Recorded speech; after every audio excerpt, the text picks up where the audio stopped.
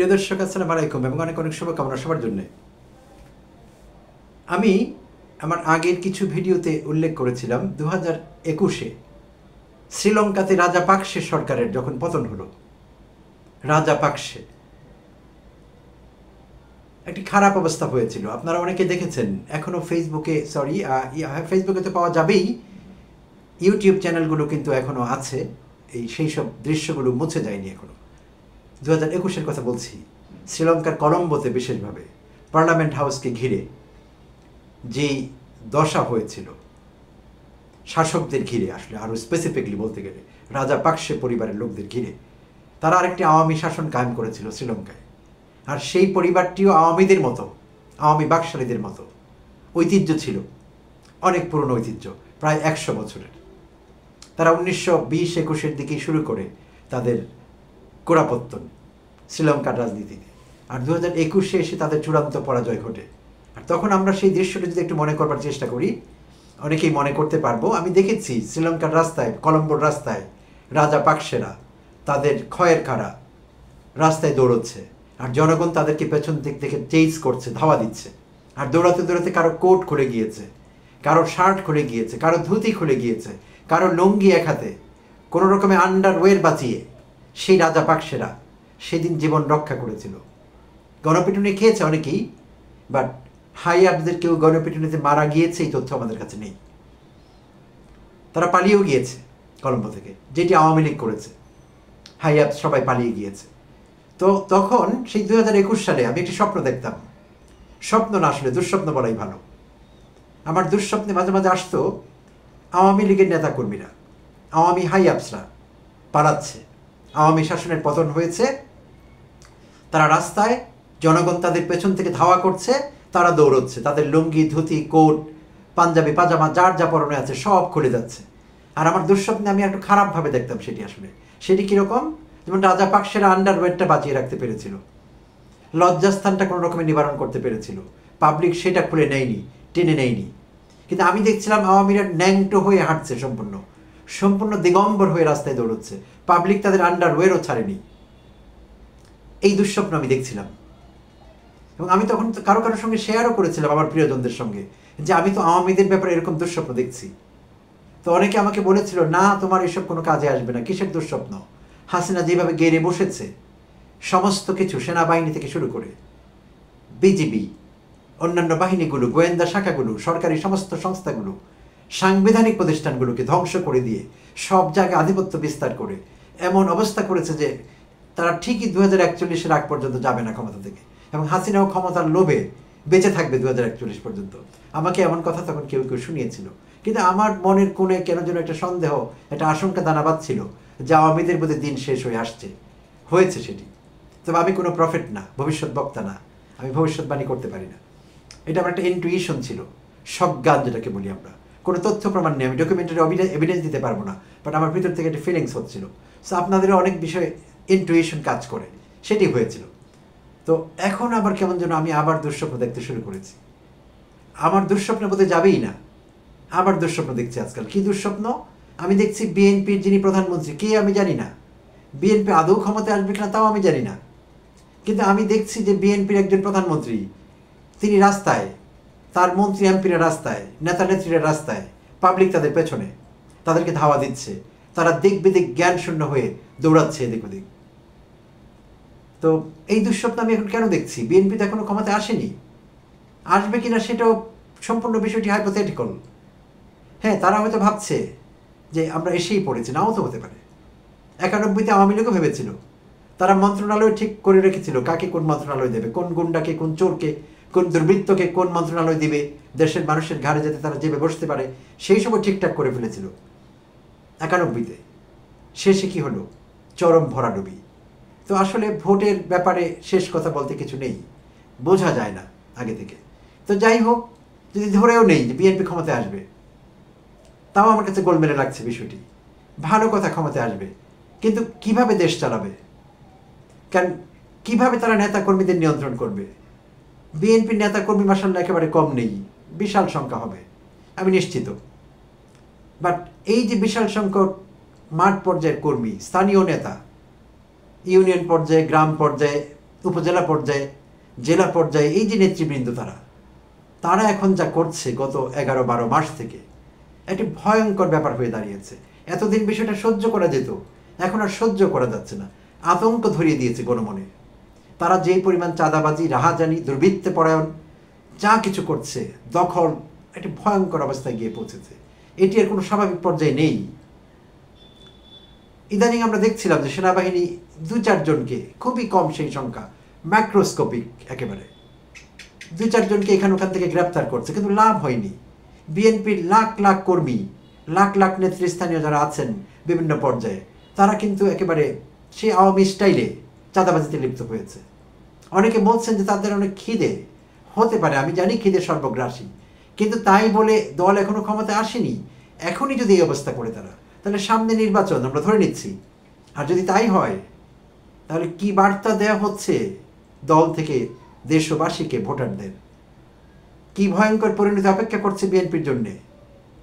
আর আমি এই কথা হঠাৎ করে বলছি কেন, বলবার বিশেষ কারণ আছে প্রিয় দর্শক।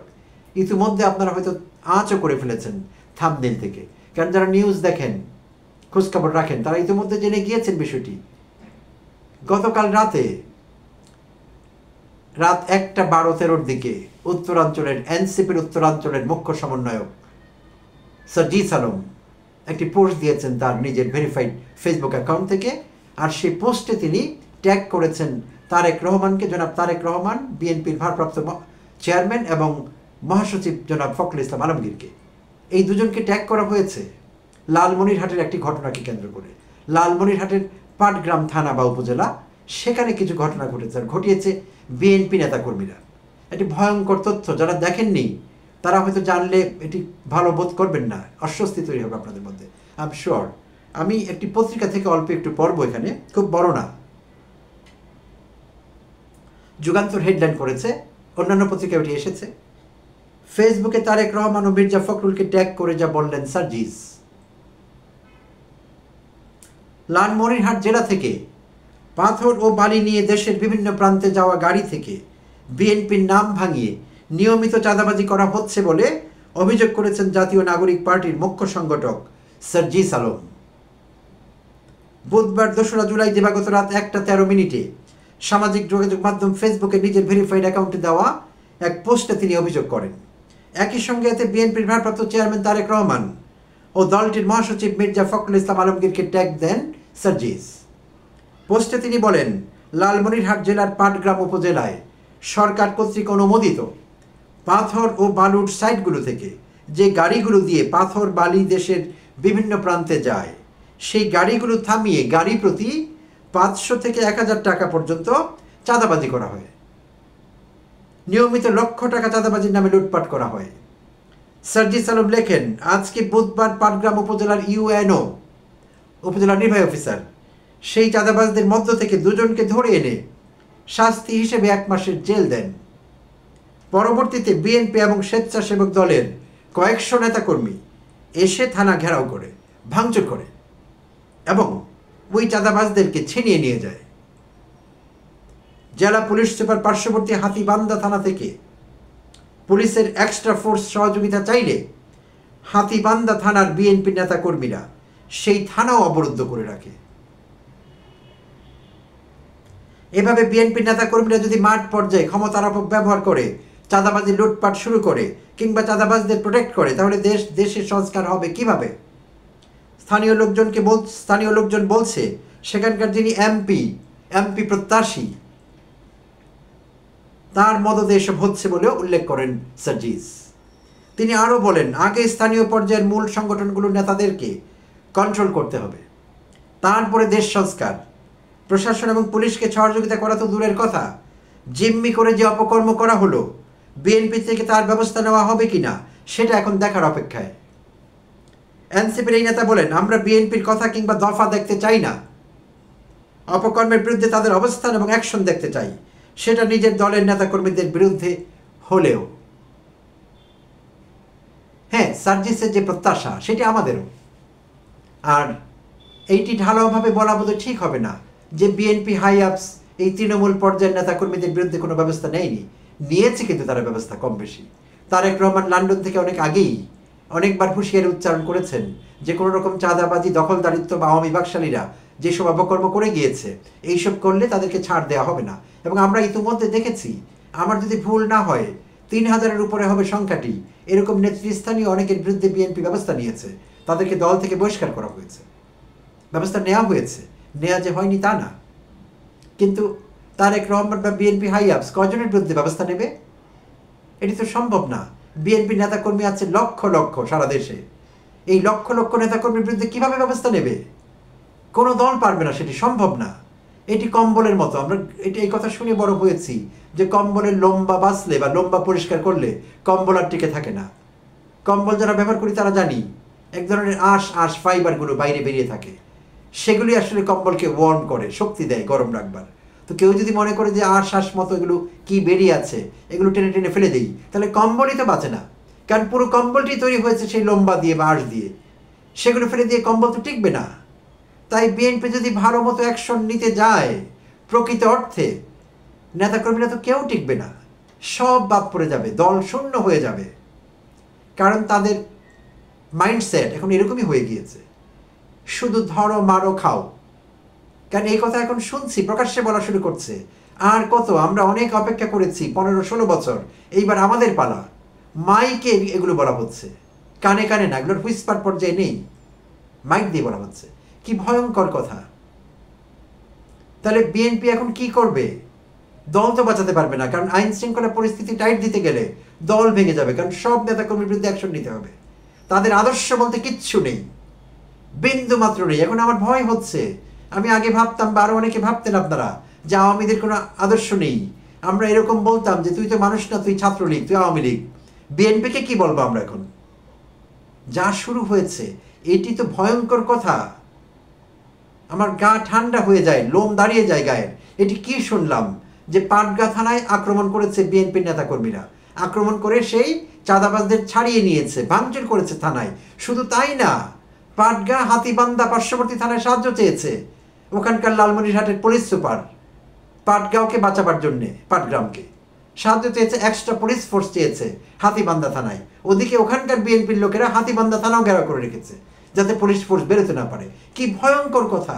এটি তো কার্যত বিএনপি লালমনিরহাটে স্বাধীনতা ঘোষণা করেছে একরকমের বিএনপি নেতাকর্মীরা, অর্থাৎ বাংলাদেশ থেকে বিচ্ছিন্ন করে ফেলেছে লালমনিরহাটকে। তাহলে লালমনিরহাট দিয়ে শুরু, বাকি জেলায় তারা কি করবে? কি আশঙ্কা আমাদের কাজ করছে, এখন করতে পারে আরো বেশি, ভাবা যাচ্ছে না, অভাবনীয়। ওইটি খুবই ডিস্টার্বিং, আমি ভীষণ অস্বস্তি বোধ করছি। এটি হতেই পারে না। কি নিউজ এগুলো দেখছি আমরা, আর কি হচ্ছে, এত বড় দুঃসাহস! এবং সেনাবাহিনী মাঠে এখন ম্যাজিস্ট্রেসি পাওয়ার নিয়ে, হাউ রিডিকিউলাস! সেদিনই আমি দেখলাম সেনা কর্তারা ফাপড় দিচ্ছেন যে এইটা সহ্য করে না, ওটা সহ্য করা হবে না। তো এই চাঁদাবাজি কি করে তারা সহ্য করছেন? লালমনিরহাটে কোনো সেনাবাহিনীর সদস্য নেই, কোনো সেনা ক্যাম্প নেই, কি অ্যাকশন তারা নিয়েছেন? সেই বিএনপির দুর্বৃত্তরা সাহস কি করে পেল এরকম কাণ্ড ঘটাবার? একটি থানায় আক্রমণ করলো, ভাঙচুর করলো, অপরাধীকে ছাড়িয়ে নিল, আর পার্শ্ববর্তী থানায় বন্ধ করে দিল, থানা ঘিরে ফেললো যে পুলিশ ফোর্স মুভ করতে না পারে। এই ভয়ঙ্কর পরিস্থিতি যদি লালমনিরহাটে চলে, তাহলে সেখানে সেনা ইউনিট যদি থেকে থাকে, তারা ফেল করেছে, সেখানে তারা কোনো ফাংশনাল না, কোনো কাজ করতে পারছে না। তারা যদি না পারে, তারা জাতিকে জানাক যে লালমনিরহাটে বিএনপি এত শক্তিশালী হয়ে পড়েছে যে সেনাবাহিনী সেখানে ফেল করেছে। এই বিষয়গুলো আমাদের জানতে হবে। কেউ কিছু পরিষ্কার করছে না, যে যেখানে দায়িত্ব আছে তারা যদি সামলাতে না পারে, জনগণের সাহায্য চাইতে হবে যে আমরা আপনাদের সাহায্য চাই, আমরা পারছি না। তখন আমরা সাহায্য করবো, আমরা এগিয়ে আসবো, যেভাবে আমরা হাসিনাকে তাড়িয়েছি। যারা এটি করে, বিএনপির এখনো তারা অত বেশি শক্তিশালী হয়নি, তাদেরকে আমরা তাড়াতে পারবো। সেনাবাহিনী ফেল করলে, পুলিশ ফেল করলে জনগণকে সম্পৃক্ত করতে হবে। আমরা যাবো যে যেখানে আছি সেখান থেকে, এবং আমরা থামাবো সেটি, এবং এটি করতে হবে দেশের স্বার্থে। প্রিয় দর্শক, আমি সত্যি খুব অস্বস্তি বোধ করছি। আমি আমার টেম্পার হারিয়ে ফেলেছি। আমি ভাবতেই পারি না এটা কি করে সম্ভব। ভালো থাকবেন দর্শক, কথা হবে অন্য কোনো ভিডিওতে।